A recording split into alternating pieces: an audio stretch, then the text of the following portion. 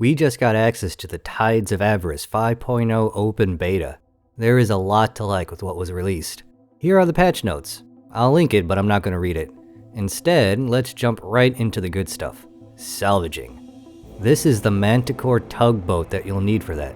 Just for reference, every ship in this video was given the cardinal red paint job to help with the contrast. It's a good looking ship, but the engines have a weird pulsating lens flare thing going on. Best I can guess is there are too many particle effects interacting with each other. That thing does have 5 giant engines after all. Here is a quick tour of the inside if you're curious. Very grimy, looks like it's fallen apart, which is wonderful for a salvage ship.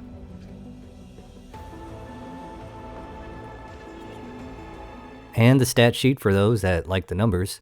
The reason I gave it Argon equipment is because the encyclopedia told me it was designed by Argon engineers. There are actually words in the description box. They filled it in. Although it then says that you have to buy it from the Talati, so that's kind of weird.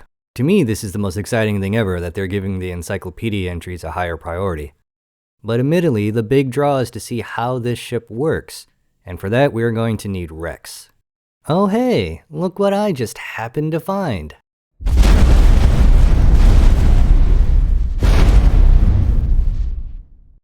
Now there is a salvage command by attaching the ship to a station, as well as a default behavior, but neither of them seem to work. You can salvage the Rex manually, as seen here with my rather awkward attempt. I didn't get any audio from those tractor beams, so we don't know what they sound like yet. But I eventually got it to where it could be processed. Once you get close enough, you'll get a message to deliver the wreck. And down it goes, a successful salvage job. At this point, we should probably talk about where we are delivering it to. In the center, you'll see the scrap processor. On the sides are the scrap recyclers, one for the Commonwealth and the other for Terran. To make this work, all you need is energy cells and scrap, which is why I have solar panels installed. I did forget to put in a storage container. You'll obviously need that as well. The point of all this is to make Claytronics and hull parts, or Computronic substrates in silicon carbide. Or you can do all of it if you want, just make sure that you have both variants of the processors. There is a third building being released, the Gambling Den. I have no idea what it does besides looking pretty. Not a lot of information here. Presumably we'll find out more later. That is all we have for salvaging, so next let's look at the Paranid. Their larger ships got some new designs. We'll start with the Destroyer, and yeah, he grew up. This ship got big. But also sleeker. Really like the new look, much more aggressive and less bulbous.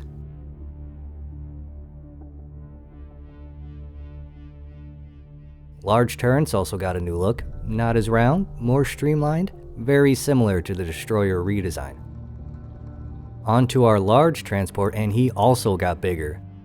I didn't realize until now, but seeing those storage containers jutting out of the sides of the old model, I don't like it.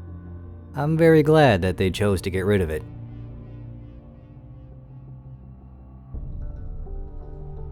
Which sounds weird to say because they did the exact opposite with the large miners, and I really do like the containers that they have on them. It also helps that they differentiate. Liquids are stored in pods while the solids are kept in racks. Here's a little close-up of both of them. Very nice.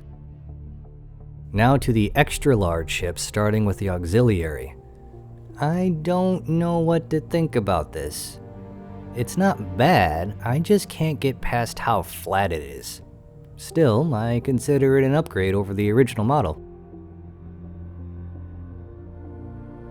Our last ship is the Carrier, and I would say this guy changed the least. I'm getting a bit of Star Trek vibes from it, especially when you look underneath. Also got a lot more sensor or communication arrays to give that impression of it being a flagship. But it wasn't just the outside that got a redesign. If you go to the bridge, you'll see that it got expanded with 4 extra terminals. To the right we have a comms console. A bit farther is the fleet console. On the left end, we have flight control and finally navigation. None of these do anything yet. We have to wait for that for now. But that's not the only thing added to the inside of the larger vessels. Every large ship now has a brig. Also, we have an aquarium to further taunt the prisoners with stuff they can't have. And don't forget, we have crew quarters. Much like the bridge consoles, nothing in this room is interactable yet, but I like the direction Eaglesoft is going with this.